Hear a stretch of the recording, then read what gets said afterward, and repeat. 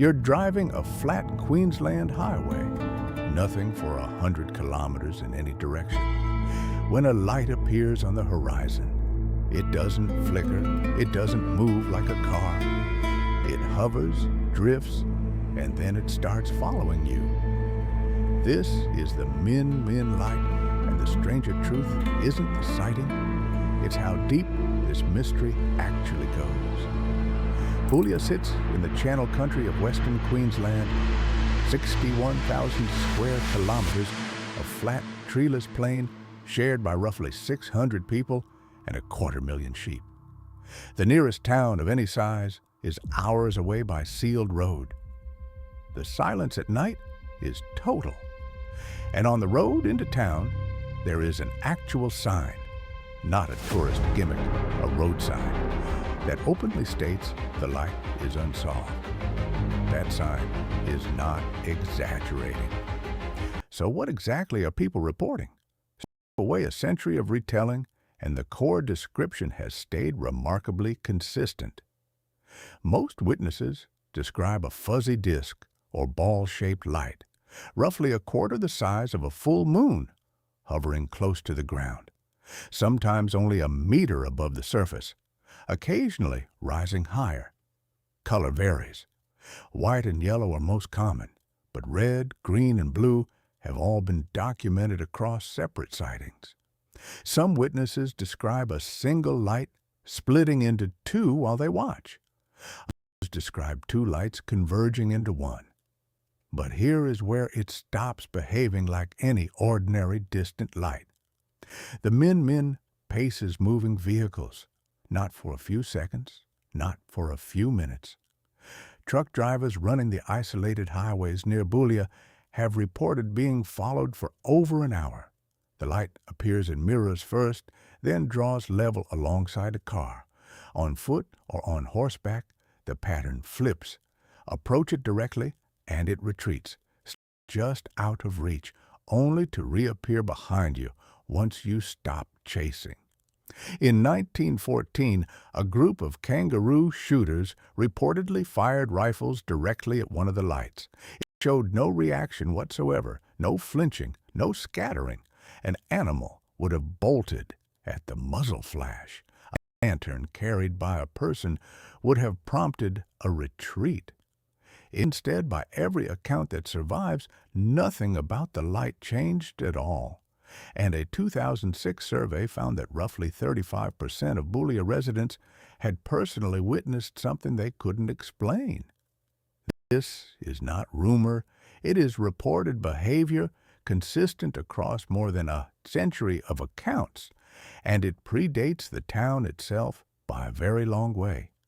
If you were driving that highway and the Min Min appeared in your mirror, would you pull over and face it or floor it?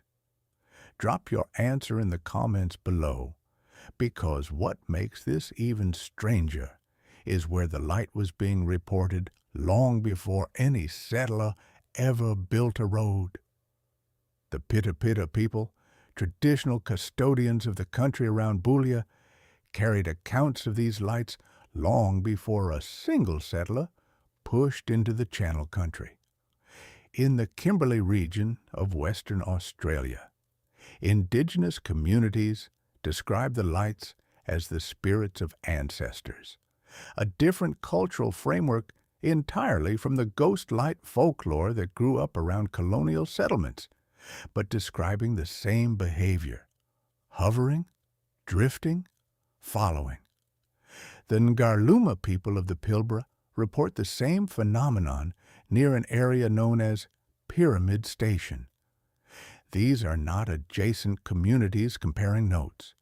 They are separated by thousands of kilometers of desert, speaking different languages, operating within entirely different knowledge systems, and arriving at strikingly similar descriptions of the same light. Map the full spread, and the scale of it becomes difficult to dismiss.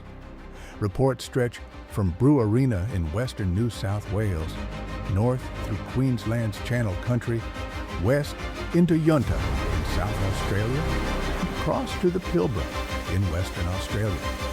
Different language groups, enormous distances, no shared colonial contact. Some indigenous accounts specifically note that sightings increased alongside European movement into the outback, an observation that quietly complicates any theory relying on fixed atmospheric conditions that would have existed regardless of who was watching.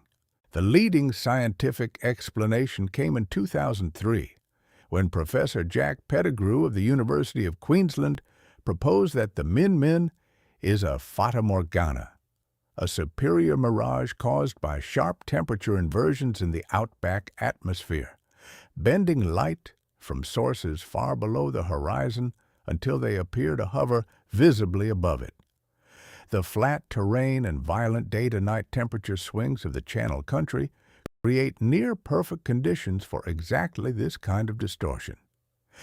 Pettigrew even witnessed the light himself during fieldwork and noted that the shift from stationary early sightings to moving modern ones tracks neatly with the arrival of distant vehicle headlights on remote roads. But Pettigrew himself acknowledged the theory doesn't close every case. It doesn't account for the following behavior. A mirage doesn't pace a truck for an hour and then vanish. It doesn't explain the light splitting and rejoining. And it offers nothing for the 1914 account of a light that absorbed rifle fire without any reaction at all. The Min Min has now outlasted every explanation offered for it. The oldest accounts of all, the ones that were never trying to explain it away, simply accepted it as part of the country. That may still be the most honest position anyone has taken. Subscribe if you want more like this, and watch the next one on screen.